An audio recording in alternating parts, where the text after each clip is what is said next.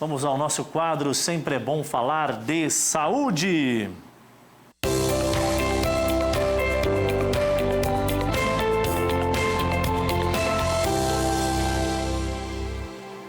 Pois é, e o nosso quadro tem hoje a participação do Dr. Jorge Luiz Ribeiro Luz.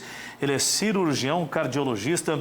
Ô doutor, tudo bem? Muito boa tarde, bem-vindo aqui ao Band Cidade.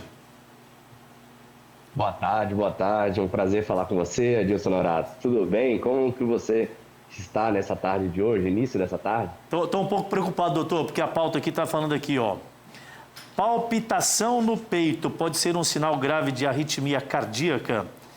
E parece que é meio comum a gente sentir isso assim, não sei, enfim. Vamos esclarecer isso para a audiência, doutor.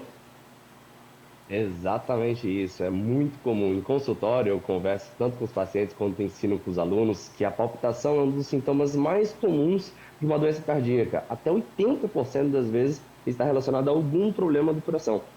Tá? Então, a arritmia é o principal problema que provoca essa palpitação, essa palpitação do coração. Esse sentimento do coração está batendo mais acelerado. Doutor, isso tem alguma relação com a questão emocional, psicológica ou não tem uma ligação direta? Tem uma ligação direta, tanto com as questões ambientais, então do paciente que é mais atleta, ou o paciente mais sedentário emocionalmente, mas também tem condições com fatores de saúde. Como a gente vai citar algumas doenças aqui que podem causar palpitações. Por exemplo, então, vamos lá direto na questão da parte das patologias que podem ser ocasionadas ou que eu posso já tê-las quando há essa manifestação dessa palpitação. Exatamente. Então, a principal, hoje, inclusive, é considerado já doença. A arritmia é considerada doença, já que piora a qualidade de vida de um paciente, piora o paciente, ele vive menos por conta dessa arritmia. Então, ela já é considerada realmente doença. Outra, muito frequente nos nossos consultórios aí, é um problema de válvula. Então, a gente sabe que está intimamente ligado ao paciente que tem valvopatia, tá? E começa a apresentar palpitações. Então, a palpitação pode ser o primeiro sintoma de você ter um problema de válvula. E a gente sabe que problemas de válvulas aparecem normalmente aqui nessa nossa região, normalmente em pacientes jovens. Então, a cirurgia cardíaca não é mais... O pessoal pensa, é doença de idoso, mas o que eu mais atendo pacientes com problema de válvulas e palpitações é 30 anos, 40 anos.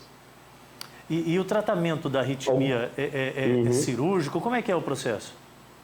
Então, ela passa desde a mudança da qualidade de vida, então o paciente vai ter que fazer suas atividades físicas, manter uma dieta saudável, passa-se por medicação, então existem aí a maioria dos tratamentos é realizado com remédio e passa pelos procedimentos aí invasivos, que quando a gente não consegue controlar com os remédios, a gente tem um outro perfil. Então, quando o paciente tem somente arritmia, a gente faz normalmente o marca-passo. É um tratamento aí, é uma cirurgia, uma pequena cirurgia, né? Mas é de fato uma cirurgia cardíaca, como vocês conseguem ver na imagem aí, a introdução de um gerador e os eletrodos que vão direto no coração, onde a gente consegue estimular o coração por uma bateria. Esse é o tratamento. Mas tem outros tratamentos, por exemplo, que vem adjuvante, quando a gente diagnostica de fato uma arritmia cardíaca e ela está associada a uma doença ou a um infarto. Inclusive a gente sabe que 20% dos infartos podem ser silenciosos, o que significa que o paciente não sente nada e pode ter tido um infarto, e isso pode levar a palpitações e arritmia. Então, o tratamento do infarto e tratamento dessa valvopatia, a famosa troca de válvula. Perfeito. A gente está conversando um pouquinho aqui com o Dr. Jorge Luiz Ribeiro Luz. Ele é cirurgião cardiologista, fala conosco direto lá do Complexo Hospitalar Central, uma grande referência na área da saúde aqui na região norte do Brasil. Dr. Viriato, um grande abraço e obrigado por essa parceria, porque a gente tem levado aqui informações extraordinárias para a população do estado de Rondônia na questão preventiva. Falando em questão preventiva, doutor, sobre a arritmia, qual é o ponto específico mais possível de diagnosticar precocemente o sintoma? O senhor falou que tem até casos que não tem uma manifestação específica, mas é um comportamento de qualidade de vida, de como a pessoa leva o seu dia a dia, alimentação e tudo mais. O que mais que pode ser feito?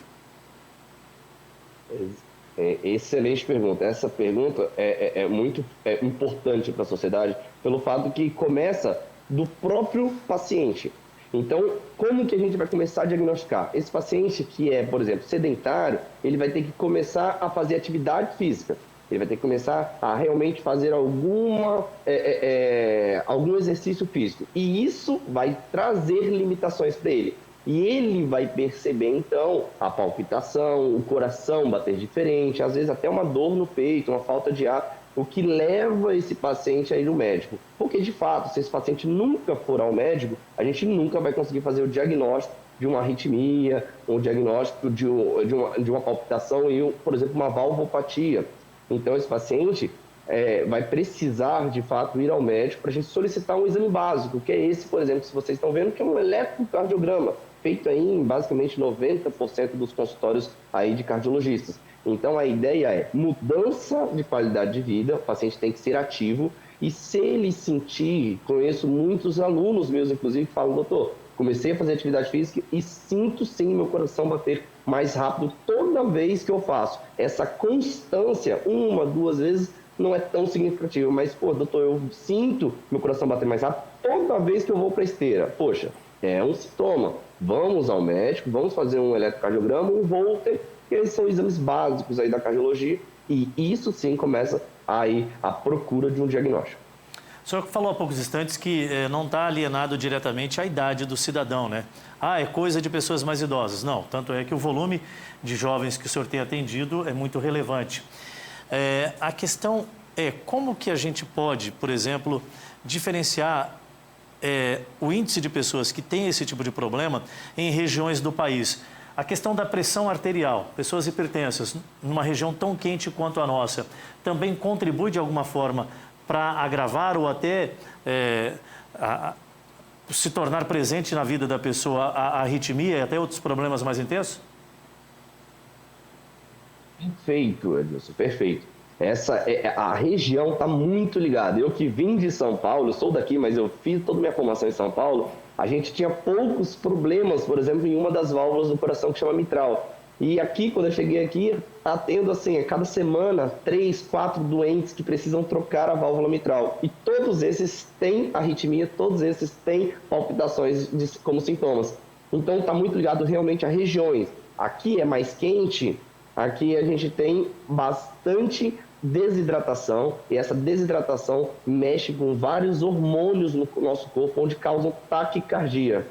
E a taquicardia também é sintoma, de fato, de palpitação. Olha lá. Então, realmente, hormônios, desidratação, aumento da temperatura, isso pode causar sintomas como palpitações. Logicamente, na grande maioria, ainda bem, são benignas. É só simplesmente fazer a hidratação correta, fazer uma atividade física. Mas ir ao médico é a melhor forma de prevenir uma doença. Muito bem, eu agradeço ao Dr. Jorge Luiz Ribeiro Luz, cirurgião cardiologista lá do Complexo Hospitalar Central, hoje doando um pouquinho do seu tempo para falar com a audiência da Band em todo o estado. Muito obrigado, doutor. Uma honra estar aqui ajudando todo mundo a falar de saúde. Muito obrigado, gente. Estamos à disposição da sociedade. Sempre é bom falar de saúde.